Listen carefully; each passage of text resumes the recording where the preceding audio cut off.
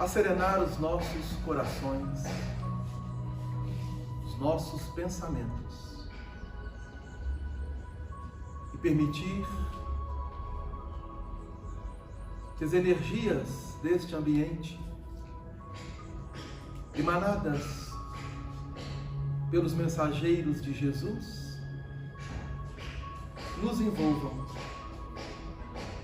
fortalecendo-nos, para que possamos abrir um campo receptivo ao estudo de hoje, às reflexões que nós iremos fazer, para que juntos possamos irradiar essas energias à humanidade. Agradecendo, Senhor, o vosso amor para conosco e a tua misericórdia que tem nos permitido caminhar neste educandário que é a terra. Te rogamos, se conosco, Jesus, hoje e sempre, que assim o seja. Nós estamos dando continuidade à obra Justiça Divina, pelo Espírito Emmanuel, através da fotografia de Francisco Cândido Xavier. E hoje nós vamos trabalhar o capítulo número 5, que traz o título Espiritismo Explicando. Quem tem a obra, a gente sempre sugere que esteja acompanhando, lembrando a todos que os estudos são sequenciais, então na semana que vem o capítulo 6 e assim sucessivamente. É uma forma também das pessoas estarem lendo em casa e de alguma forma trazendo, se possível, alguma dúvida, algum apontamento que ali não ficou bem entendido nessa primeira leitura ou na leitura que fizer em casa. A espiritualidade, por intermédio de Emmanuel, que é o benfeitor de Francisco Cândido Xavier, durante toda a sua caminhada no campo da mediunidade, no plano físico, traz para nós algo de fundamental importância. Que nós estudemos as obras da codificação espírita. Este livro, ele está buscando fazer com que nós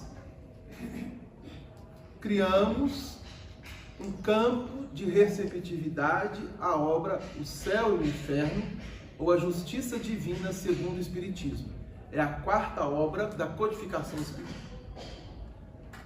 E o objetivo da espiritualidade é fazer com que esses ensinamentos tornem-se cada vez mais consolidados no nosso campo íntimo, para que por intermédio dessa consolidação saibamos nos direcionarmos nas experiências que nós estamos tendo, tanto no plano físico quanto no plano espiritual.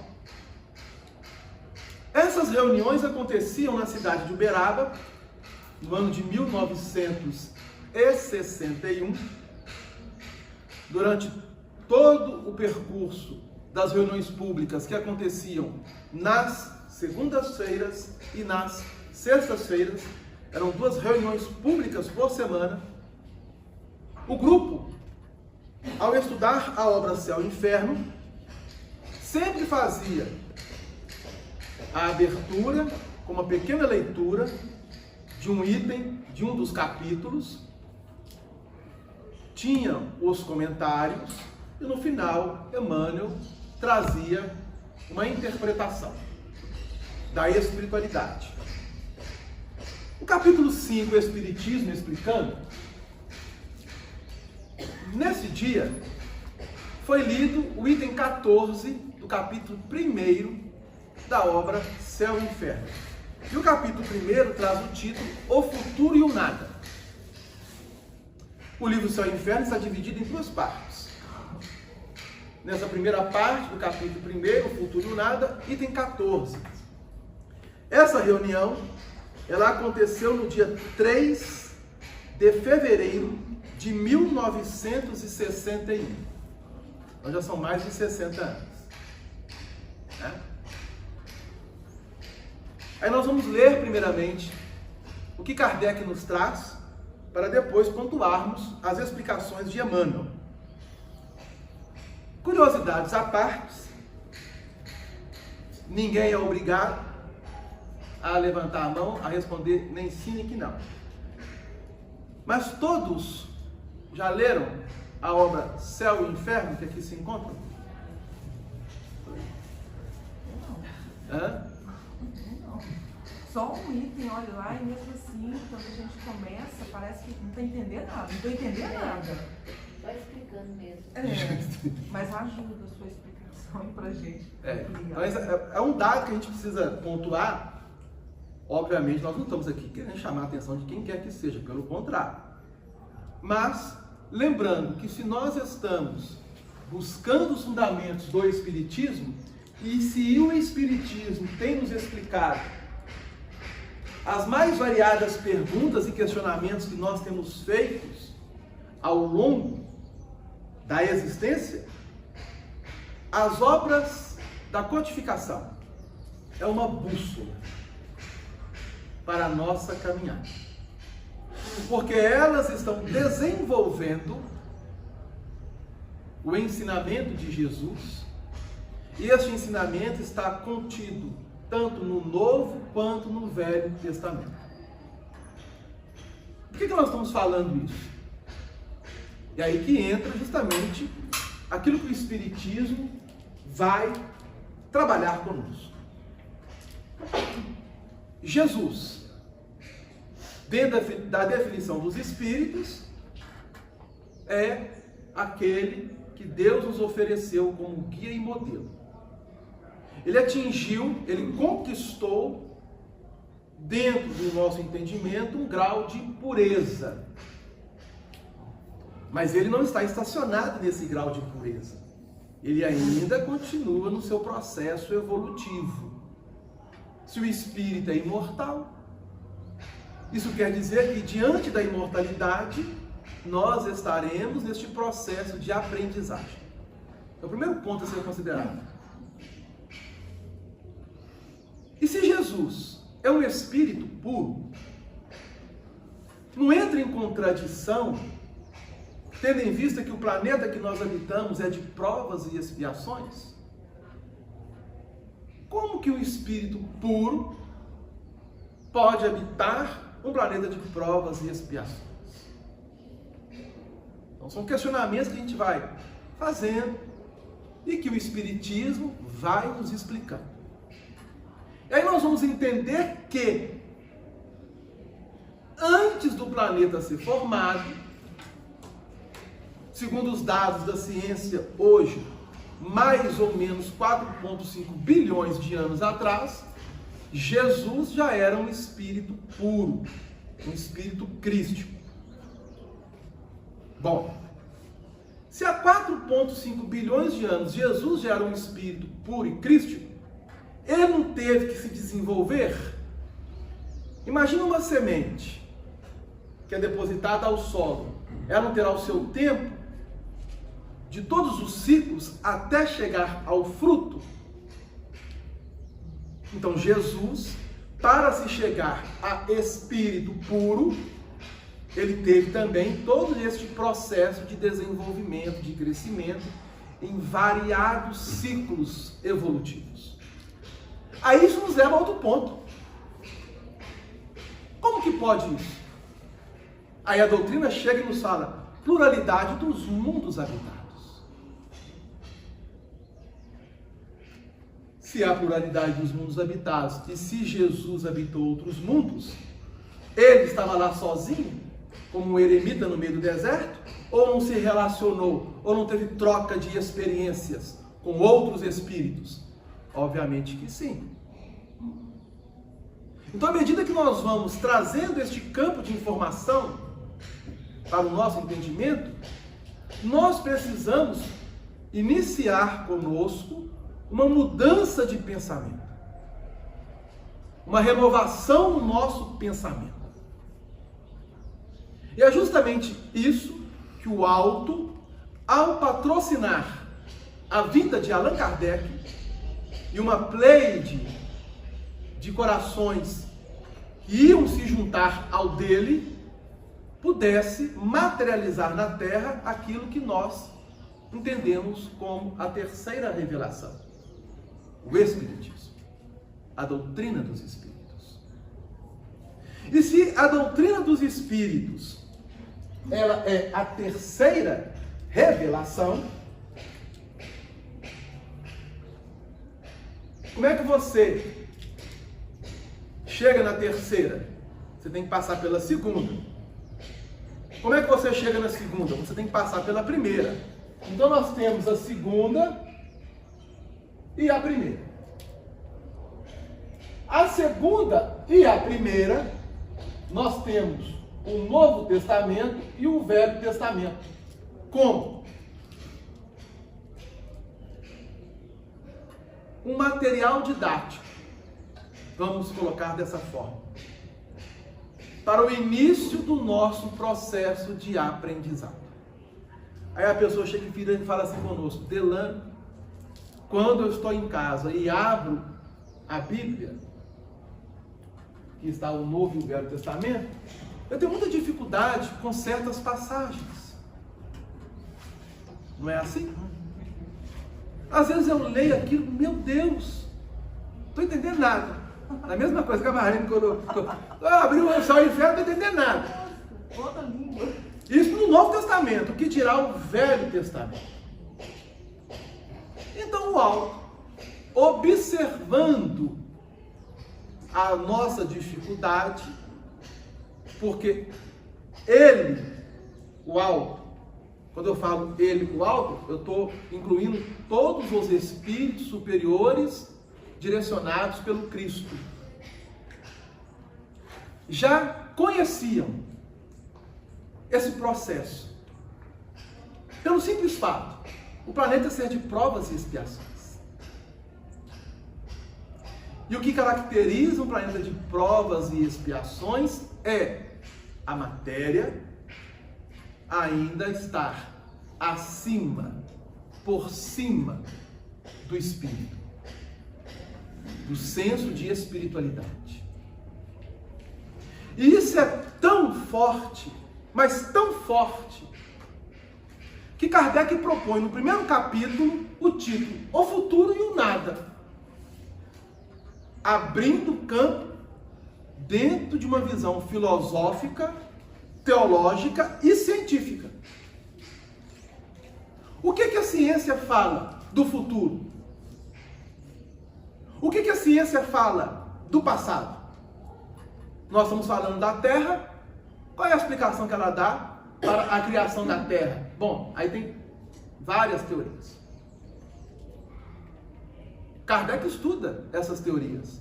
Na quinta obra da codificação, a Gênesis. Alguém já leu a Gênesis? Não sei. E aí nós vamos remontando. Mas e o futuro? Jesus ensinou-nos o futuro. Vida futura.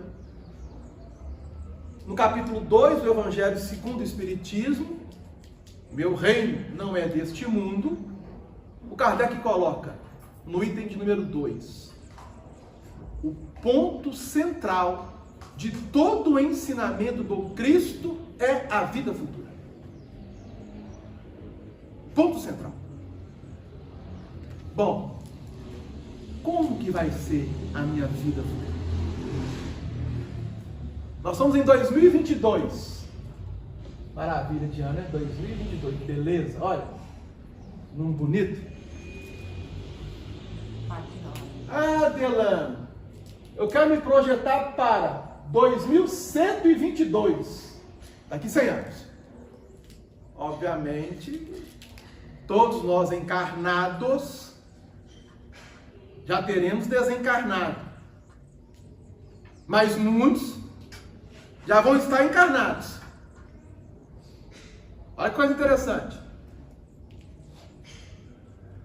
será que alguém vai lembrar de que passou pelo Lafran? Que teve o nome X? Que viveu na cidade tal, no estado Y, num país maravilhoso, igual ao Brasil? Bom, não sabemos, porque vai depender de cada espírito conforme o seu processamento e os condicionamentos que vai trabalhando no seu campo de abertura psíquica, dentro da mediunidade. Mas a grande maioria não vai lembrar. Da mesma forma que nós não lembramos aonde nós nos encontramos em 1922. Alguém lembra? Ninguém sabe se em 1922 ele estava encarnado ou desencarnado.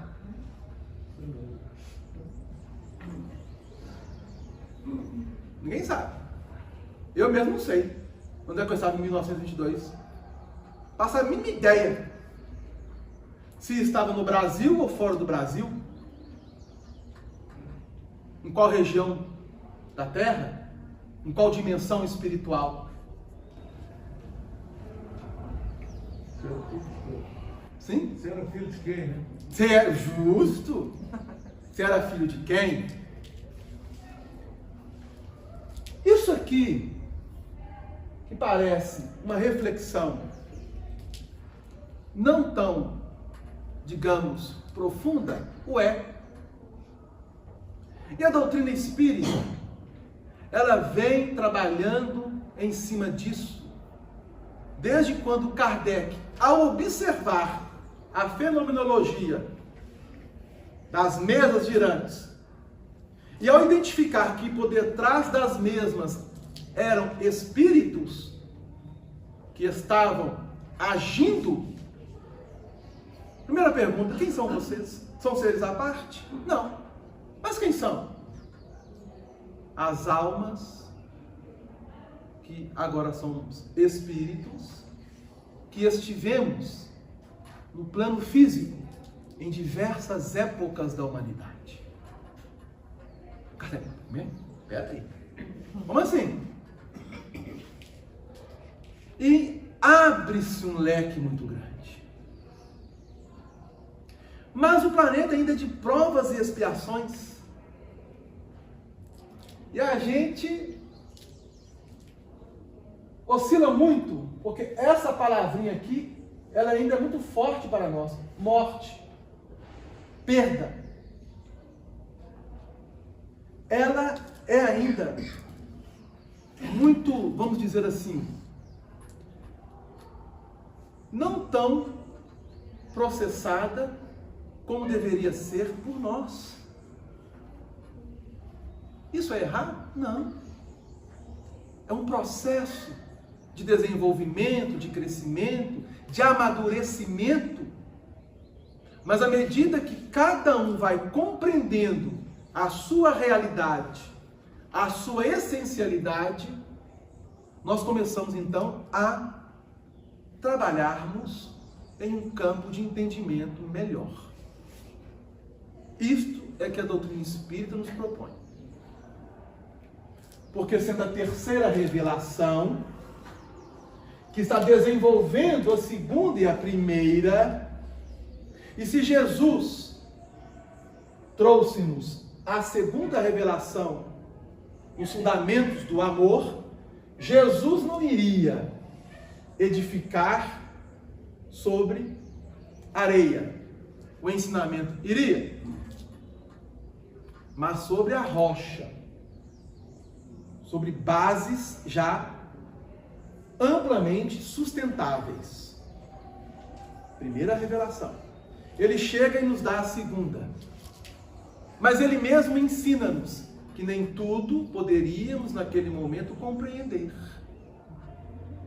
Aí ele vai iniciar conosco uma didática do ponto de vista pedagógico, as parábolas. As parábolas são imortais. Em qualquer época que você estiver como espírito, encarnado ou desencarnado, em qualquer mundo, em qualquer galáxia, tanto em 1922, 2022 como 2122, elas trazem para o espírito uma percepção de acordo com a sua conquista evolutiva. Todos estão incluídos. Nenhum espírito está excluído do ensinamento proposto por ele nas parábolas. Nenhum. Olha que coisa importante. Mas aí você pega e abre uma das parábolas. Vou pegar uma aqui, aleatória. Mateus capítulo 13. Há uma parábola intitulada O Fermento. Já ouviram essa parábola? Lá diz assim, que o reino dos céus é semelhante a uma mulher que pegou 3 medidas de farinha e ao misturar no fermento, a massa ficou levedada. Uma parábola. Só quem faz bolo é que vai entender. Reino dos céus, há uma mulher que pega 3 medidas de farinha, coloca o fermento e a massa fica toda levedada? O que é que Jesus quis dizer com isso? É uma das parábolas no capítulo 13. No capítulo 13 de Mateus nós temos 7 parábolas. Todas elas estão num processo de, embora Mateus talvez não tivesse a ideia, e acredito que não, porque os versículos e os capítulos dos textos do Novo e do Velho Testamento vieram muito tempo depois de que eles foram escritos, muitos séculos depois. Então Mateus não teria ou não teve essa preocupação. Ele não, mas o alto teve. Porque quem direciona todo o processo educativo de espiritualização do ser no plano físico é o alto. Aí você acha que o alto vai nos dar primeira e segunda revelação sem fundamento nenhum? E vamos mais além. Todos os textos que estão na Bíblia não foram escolhidos pelo homem, mas pelo alto. É o alto que nos direciona. Questão 459 do Livro dos Espíritos. Eles influenciam em nossas vidas a tal ponto. São eles que vos dirigem. A gente não para pensar nisso. Aí você acha que o homem teria capacidade para escolher os textos e colocá-los? Muitos tinham um gabarito para isso.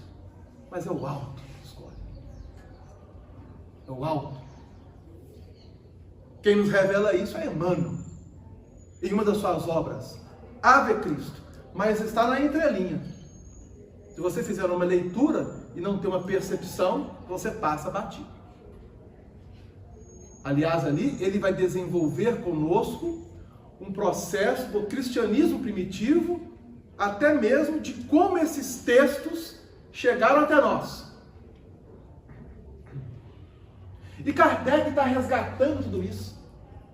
Porque o Espiritismo tem como objetivo fazer com que todos na humanidade aprendam a observar, a compreender, a praticar e a viver a lei de Deus.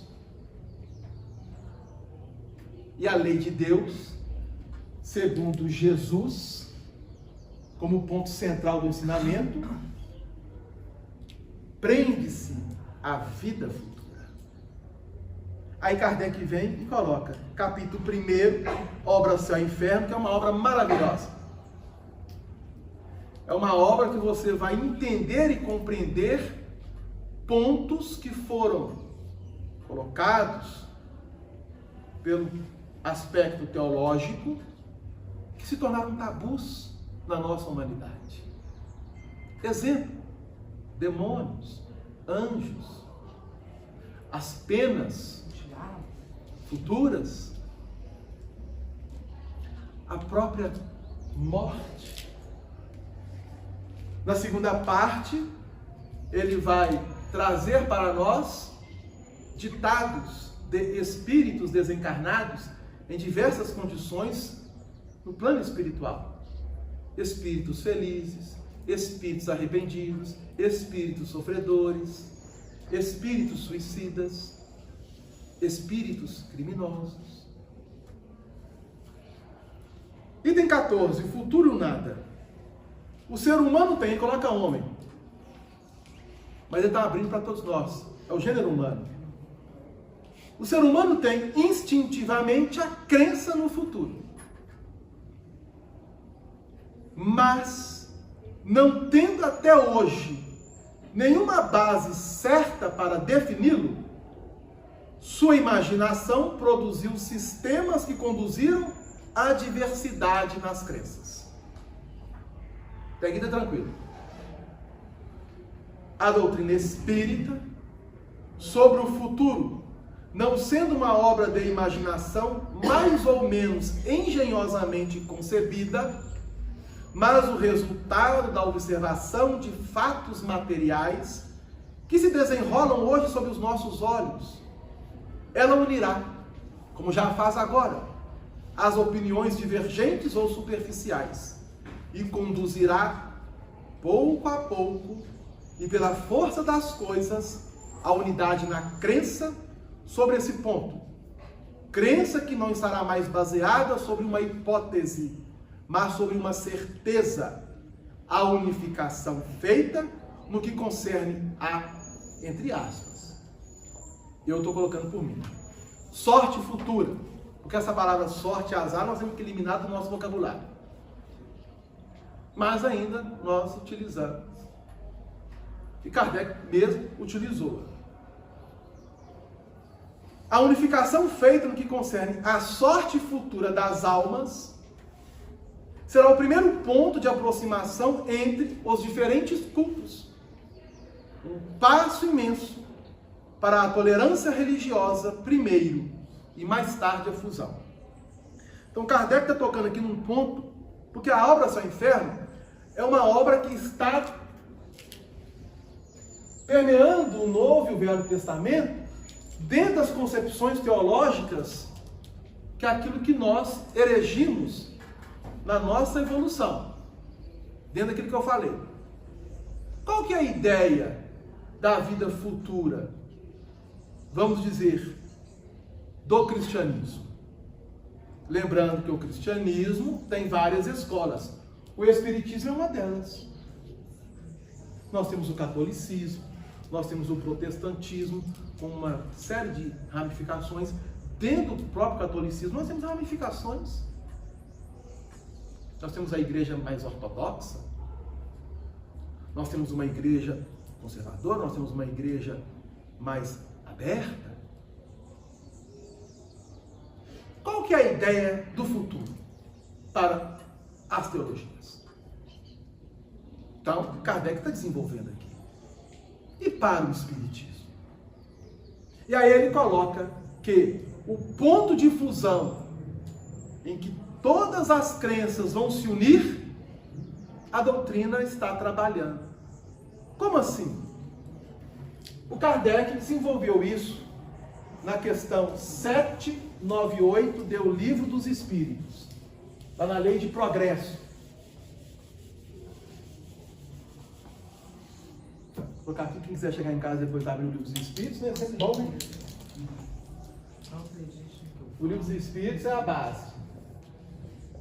798. O que Kardec diz?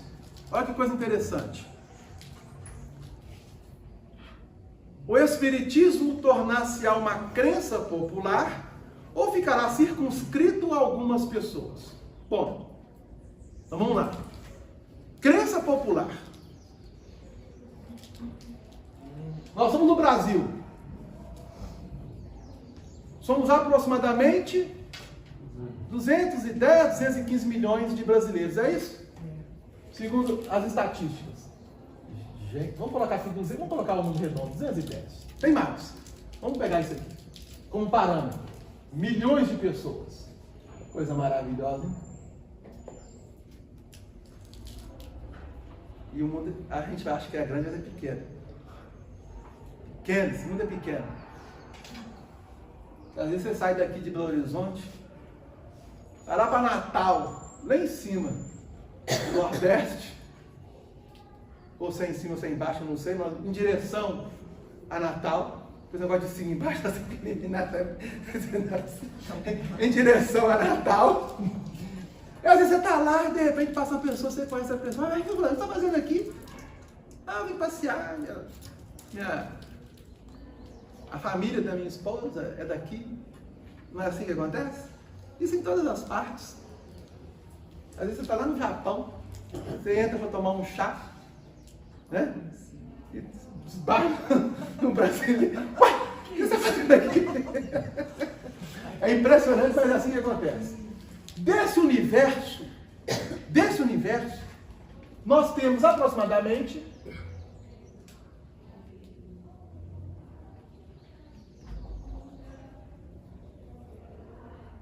3,5 milhões de espíritas.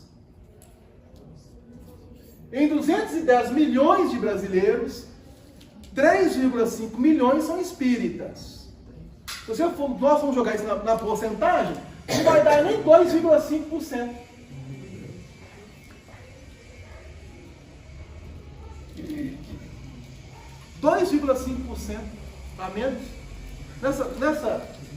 Nessa média, 2,5, vou colocar um 5 melhor aqui, né? Porque, pelo amor de Deus, 2,5 de espíritas.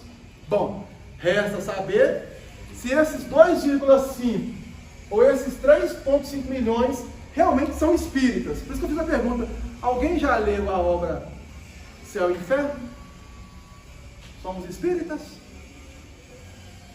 Precisamos pontuar que, para seguirmos uma doutrina, nós não temos que conhecê-la? Porque alguém pode questionar: qual é a sua religião? Se eu sou espírita. Ué, espírita? Ah, mas espírito não segue Jesus. Não é assim?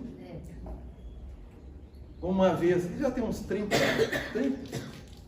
é mais ou menos isso. Em 95, não chegou a 30, né? 27 anos.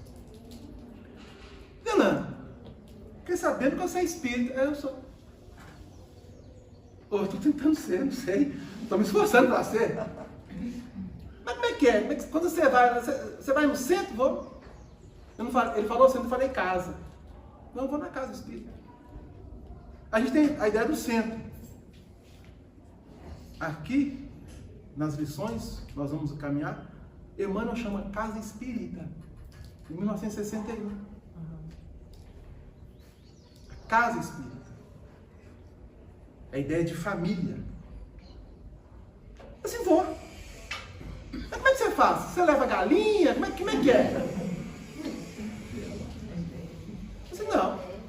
Mas o que você faz lá? Eu estudo Evangelho. Que Evangelho? De Jesus. Ué, mas o Espírito acredita em Jesus?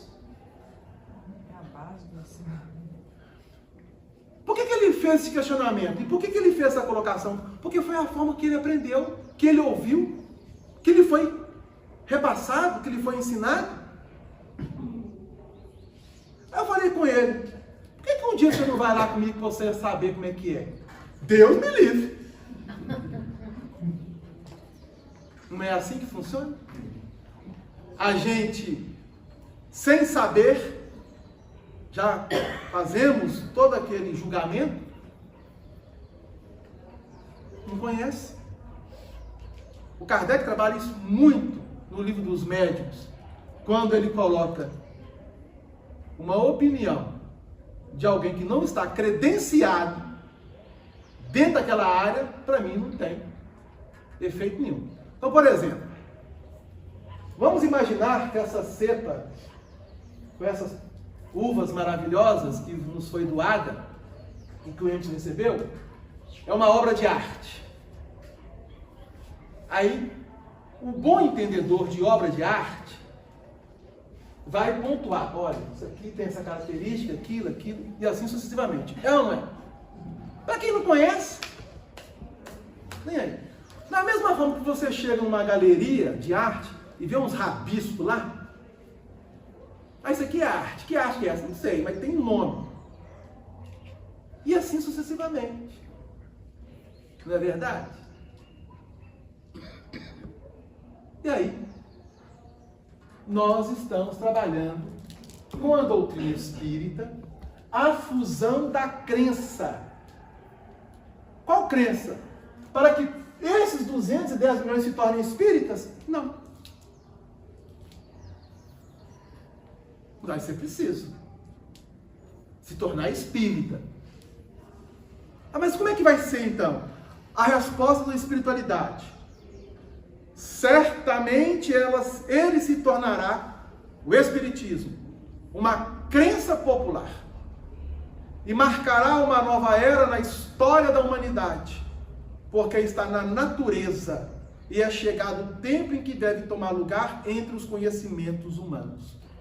Bom, posso apagar? Como é que nós podemos entender isso? Ah, que a doutrina espírita vai ser uma crença popular? Que todos vão se tornar espíritas? Não. Mas os fundamentos da doutrina, todos terão que reconhecer e admitir.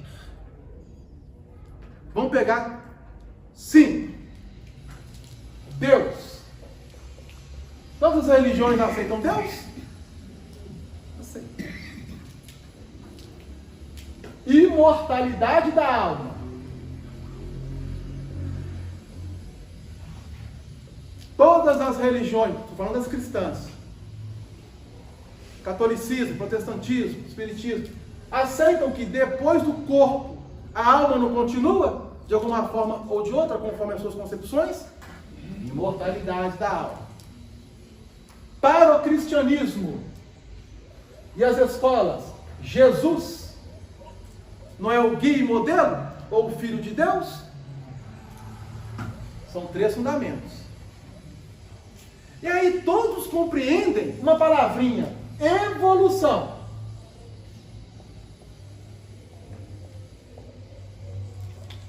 Evolução.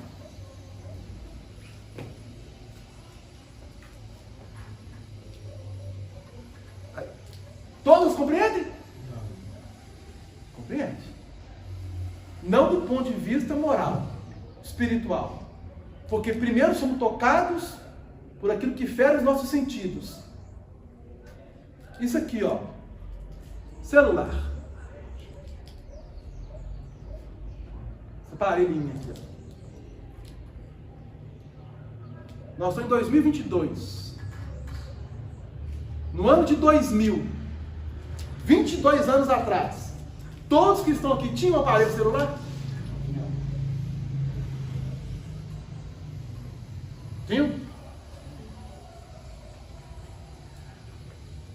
Hoje, 22 anos depois, alguém ainda tem telefone fixo dentro de casa? Tem. Alguém? Alguns têm, né? Tem. Um outro tem. Tem, né?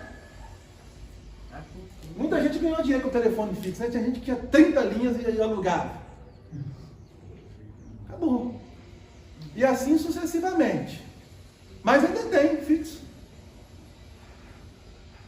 Comercial precisa de um fixo. Ou então um fixo móvel, celular.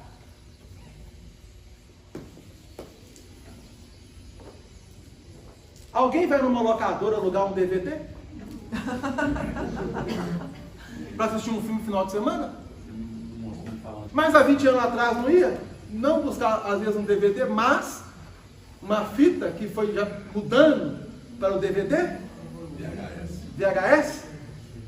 Que você ficava 30 minutos rebobinando? Evolução. Adelante, existe uma diferença entre evolução e progresso? Existe. Você está falando de progresso, né? Progresso. Existe. Porque o espírito ele pode progredir. em diversas áreas e conhecimentos. Mas não quer dizer que dentro deste progresso, do ponto de vista da sua intelectualidade, de um campo psíquico muito abrangente, ele já tem uma evolução moral. É uma linha tênue.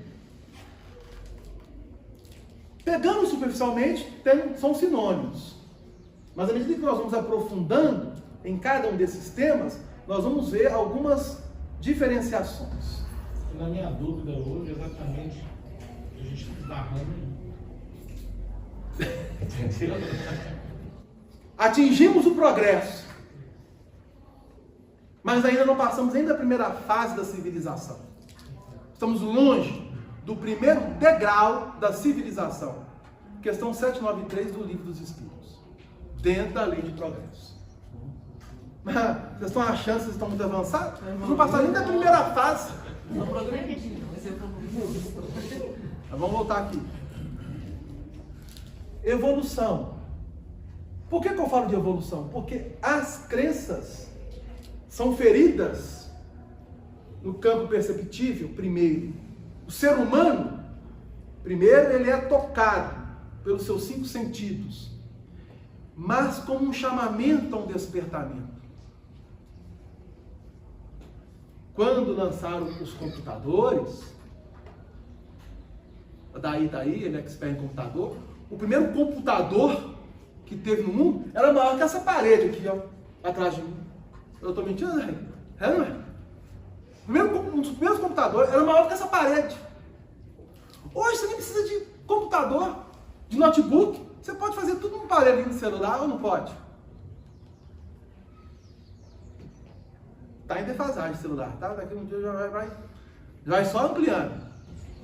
Na verdade, ocupava o espaço, uma área de um prédio de 3 andares. Imagina. E para fazer menos que esse celular aí faz. Fazer menos ela faz. Mas a gente é tão atrasado, que em 1900 na década de 40 para 50, o André Luiz veio de nosso lar para a crosta para estudar a mediunidade do plano espiritual para o plano físico. Não do plano físico para o plano espiritual. Está no livro Nos Domínios da Mediunidade. E o Aulus, que é o instrutor dessa obra, que foi contemporâneo de Allan Kardec na França. O Aulus foi francês, mas ele não encarna ou reencarna no Brasil. Ele veio da França para o Brasil e vivia em nosso lar, das dimensões espirituais, sem ter passado por uma reencarnação. Vem para André Luiz. E aí o Aulus pega uma maletinha. Essa maletinha era como se tivesse um celular. Já viu o estojinho do celular como vem, né? Que você compra. Pegou e colocou debaixo do braço. André Luiz, deixa que eu levo. Desce. Chegaram no ambiente de uma casa espírita, uma reunião mediúnica. O Aulus tirou o aparelhinho, projetou, né? Digitou. Alguém já viu aquele filme Homem de Ferro ou Os Marvels? Quando o Homem de Ferro, naquele laboratório dele, né? Ele tem uma tecnologia muito avançada e aperta aqui, sobe aquele aparelhinho fazia justamente isso. O Aulus apertava, abria-se um campo magnético de radiação para mensurar o campo de frequência e vibratório do grupo. Aí o aparelho media. E dava todas as características e potenciais daquilo que o grupo poderia chegar. Até onde eles poderiam chegar. E depois ele foi passando de forma individual. O André, nossa, que aparelho que é esse, Aulus? Você está adentrando a intimidade da pessoa. Porque ele conseguia abranger as desencarnações, as reencarnações de cada espírito. Ele tinha um programa para isso também, só que o Wallace não mostrou. Aparelho tinha tudo.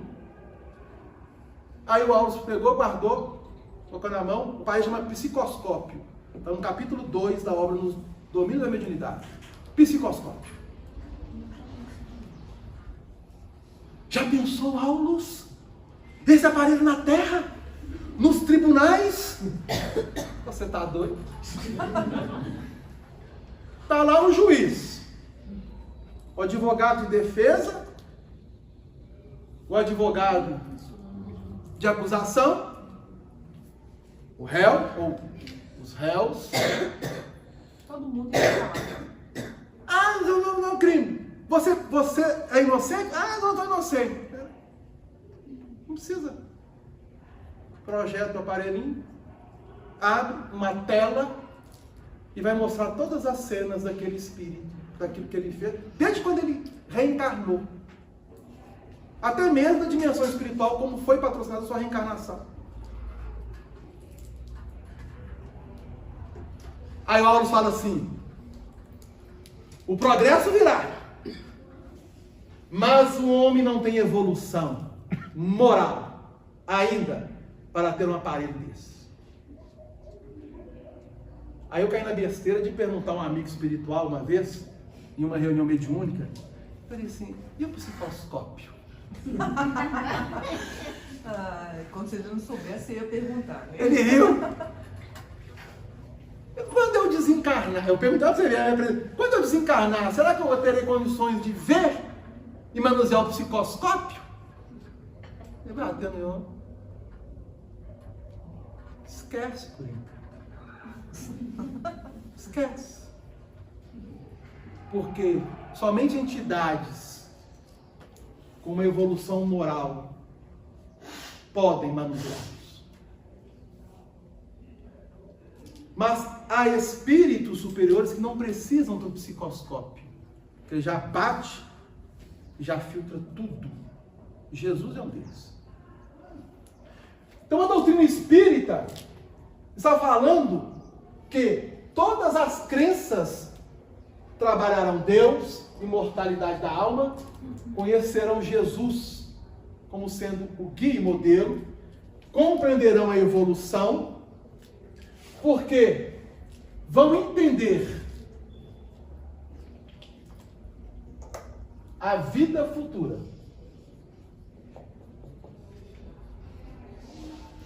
Tudo isso que eu coloquei aqui são princípios que fundamentam a doutrina espírita. Então imagina um evangélico que desencarna, chega no plano espiritual. Onde é que eu estou? No céu e no inferno. Você está numa dimensão espiritual. Mas é céu e inferno? É uma dimensão espiritual. Vai depender. Porque o céu e o inferno estão no seu campo íntimo. Você está feliz aqui? Não. Então é o seu inferno. O alto é compadecido. Mas se você estiver feliz, é o seu céu. Onde quer que se encontre. E aí, mas minha mãe não está aqui, meu pai não está aqui. Como é que eu faço para vê-los? Bom, nós vamos trabalhar. Eles estão vivos em alguma parte da dimensão espiritual. E aí, você sabe que tem um ente querido que tem uma dificuldade enorme e que precisa ser ajudado. E você mesmo vê em si mesmo grandes dificuldades a serem trabalhadas. Como é que eu faço para ascender? Ninguém pode entrar no reino do céu senão renascer de novo. Capítulo 4 do Evangelho segundo o Espiritismo, quando Jesus traz para nós este ensinamento registrado pelo evangelista João no capítulo 3. Reencarnação. Então a pessoa terá que admitir a reencarnação. Abre-se um leque. Reencarnação, mudança de pensamento. Porque se nós nos encontramos reencarnados, e nós colocamos de onde nós viemos Você sabe qual dimensão espiritual você veio? Não. Mas você veio de uma dimensão espiritual. Você sabe quem foi seu pai, sua mãe, seus irmãos, seu marido, sua esposa, seus filhos? Não. Mas aqueles que vivem comigo, muitos poderiam estar com vocês na existência anterior ou não. Mas poderiam também estar em existências muito anteriores ou não. Como é que nós podemos afirmar? Nós só não sabemos. E aí você entende que está reencarnado. E você já tem um conhecimento que vai desencarnar. Você não vai morrer, você vai desencarnar. A alma vai sair do corpo físico. E retornará ao plano espiritual. Reencontrará com outros irmãos, com outros corações. Você vai abraçá-los, você vai chorar juntamente com eles, mas também você poderá sofrer juntamente com eles. E aí, nós precisamos reavaliar o objetivo da nossa atual existência. É que o Emmanuel está nos colocando. O Espiritismo vem explicar. E aí muitos espíritos chegam no plano espiritual e dizem assim: ah, mas eu não sabia. Então vamos lá. Alguém que já foi em velório? Já ou não já? Já.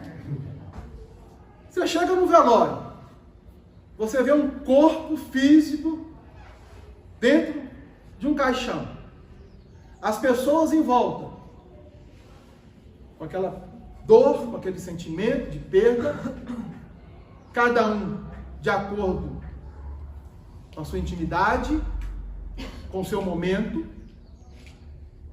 E você chega e olha para o cadáver. Por quê? Porque quem for no meu velório não vai ver o Delano lá, vai ver o cadáver, porque o Delano não vai estar lá. Aonde eu não sei, mas lá, do lado do meu corpo, não vai estar não. Aí você vai ver o Delano lá. Ah, o Delano. Não é o Delano, é o cadáver. Está lá. Mas o meu sentimento a este irmão, pelos 5 sentidos que me feriu, pelo meu envolvimento, carrega uma dor. Não precisa chorar no meu velório, não, tá, gente? Não precisa chorar, não. Carrega uma dor. E aí vem a reflexão. Para onde que ele vai? Continuará vivo? Continuará não vivo? Se estiver vivo, vai para onde? Muito comum, descansou. Deus o receba. Mais confortador e consolador. Mas pode ser bem diferente. E talvez não tenha descansado e que Deus não o recebeu. A realidade é muito diferente. Cada velório ou cada situação que nós passamos é um convite à reflexão, porque um dia eu estarei nessa mesma posição. Como é que vai ser? Então todos têm a oportunidade de repensar. É o que a doutrina espírita está nos propondo. Só que a gente não faz isso. A gente chega no velório, a primeira providência que você vai fazer é um cafezinho, um pão de queijo, para quando as pessoas chegarem, estou mentindo? Uma água, um suco. É assim que funciona. Pelo menos os que eu fui até hoje. É assim. Emmanuel chega e fala, no capítulo 5, olha como é que fica fácil. Indagavas quanto ao grande porvir. Indagavas. A doutrina espírita sossegou-te as ânsias, explicando que te encontras provisoriamente no mundo, a serviço do próprio burilamento para a imortalidade vitoriosa. Vida futura, mortalidade, evolução. Perguntavas sobre os amargos desajustes entre corpo e alma, quando a enfermidade ou a mutilação aparece. A doutrina espírita acerenou-te a aflitiva contenda íntima, explicando que a individualidade eterna se utiliza temporariamente de um corpo imperfeito, como alguém que se vale de instrumento determinado para determinada tarefa de corrigenda a si mesmo. Vocês não querem ver a felicidade maior minha quando um dos meninos aqui do Lafran desencarna? Mas eu fico muito feliz. Pode parecer que não. Um paradoxo. Que isso, Delano? Porque o espírito que está naquela condição está libertando daquela matéria. Está retornando ao plano espiritual. E ele sabe que se você perguntar, vocês querem desencarnar? Deus me livre, não quero não. Sabe por quê? Consciência de culpa do espírito. Porque sabe que quando sair daqui é uma realidade diferente. Terão que voltar para si mesmo. E se tiver que reencarnar em um corpo melhor do que aquele, terão que assumir responsabilidades. Vão estar preparados? Eles temem. Eles temem. Talvez não uma consciência no campo da vigília, mas o inconsciente, porque todos eles são espíritos inteligentíssimos e de personalidade forte. Viu? Muitos tiveram cargos altos durante a trajetória no plano físico. Então, estão se reeducando. Aí um dia eu falei com eles, eu queria estar no lugar de vocês. Eu sou carregado, eu sou levado, eu tenho comida na boca, eu tenho não sei o quê, não sei, eu tenho celular, eu tenho televisão, eu tenho tudo. Eu vou querer desencarnar? Para chegar no plano espiritual e falar assim, agora vai começar. De jeito nenhum. Deixa eu ficar quietinho aqui. Eles sabem. E a doutrina espírita nos explica isso. Para que nós possamos nos corrigir. Inquirias com respeito à finalidade dos problemas domésticos. Ninguém tem problema dentro da casa, né, gente? Uma coisa que o nosso planeta, graças a Deus, já está só borracha nisso, não é verdade? A doutrina espírita harmonizou-te o pensamento, explicando que o lar é instituto de regeneração e de amor, onde retomas a convivência dos amigos e desafetos das existências passadas para a construção do futuro melhor. Olha mais uma vez. A reconstrução. Interrogadas em torno dos entes amados além do túmulo. Quem não quer saber daqueles que já se foram? Como que eles se encontram? De que forma vivem? A doutrina espírita dissipou-te as dúvidas, explicando que o sepulcro não é o fim, tanto quanto o berço não é o princípio, e que toda criatura, ao desenfaixar-se dos laços físicos, prossegue na marcha de aprimoramento e ascensão do ponto evolutivo em que se achava na Terra.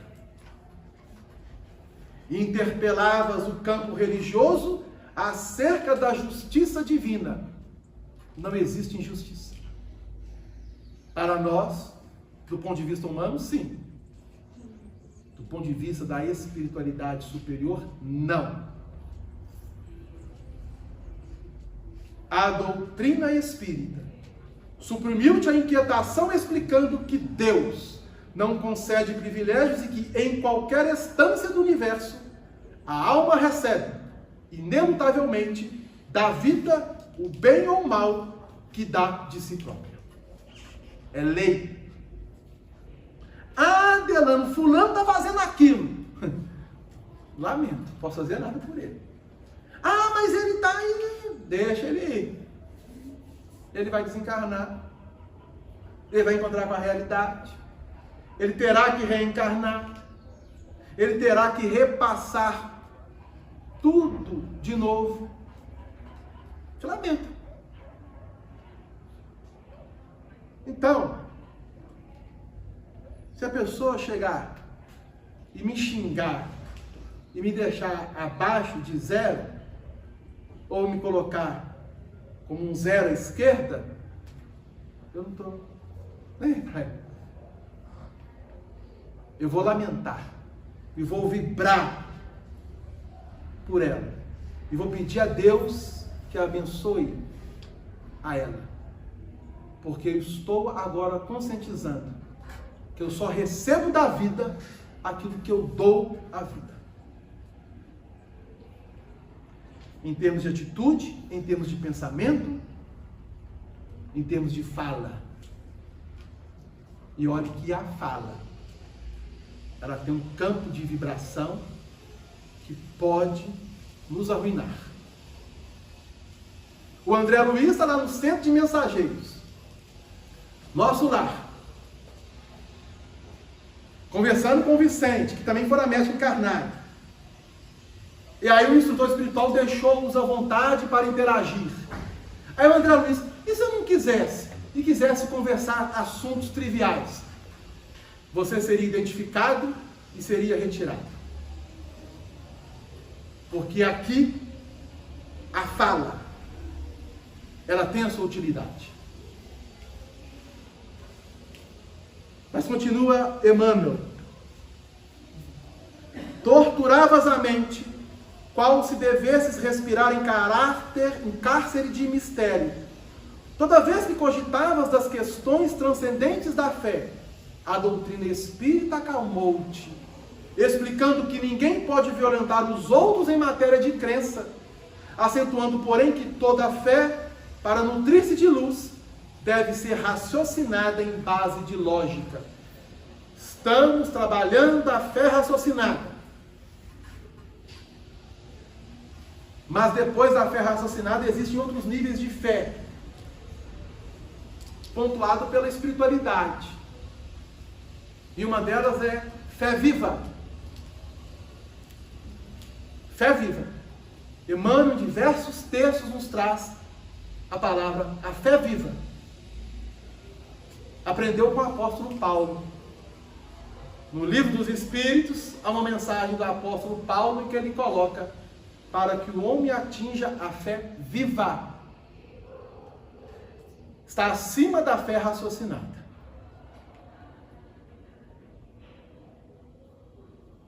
Porquanto, diante das leis divinas, cada consciência é responsável pelos próprios destinos. É necessário valorizar a doutrina que generosamente nos valoriza, sustentar a integridade e a pureza perante Jesus que a chancela. É procurar o nosso aperfeiçoamento e trabalhar por nossa união. A doutrina espírita tem resposta para todos os nossos questionamentos.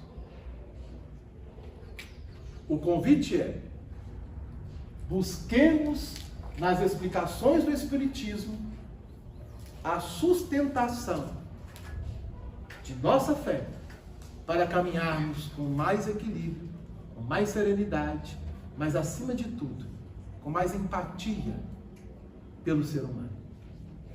Entender que cada ser humano está construindo ou reconstruindo ou destruindo, através da experiência, as suas possibilidades de evolução.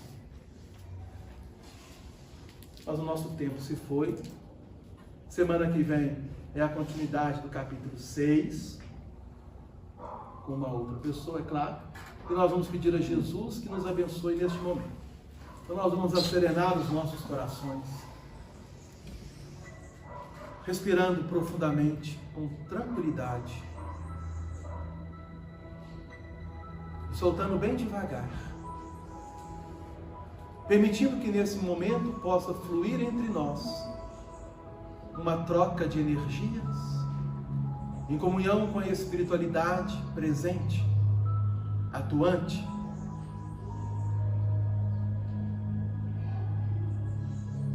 permitindo através dessa respiração tranquila, direcionar os nossos pensamentos aos nossos lares,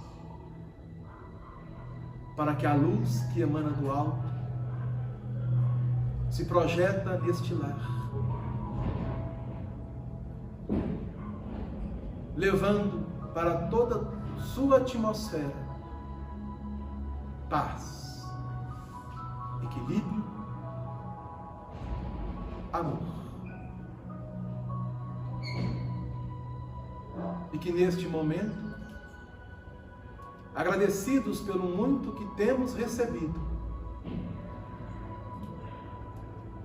roguemos a Jesus, nosso Mestre e Senhor,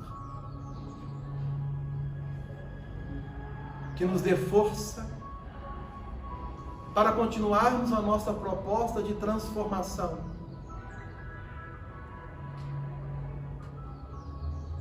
do homem velho para o homem novo,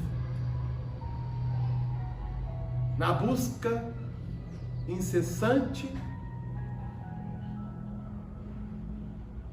do seu Evangelho e do seu amor, para que um dia possamos estarmos em condições espirituais, morais, bem melhores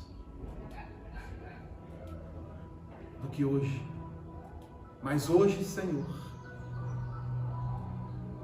somos eternamente agradecidos, porque nos achamos bem melhores do que ontem. Que Jesus esteja em nossos corações e que vossa luz, Senhor, seja o farol a nos guiar para o Pai. Que assim o seja.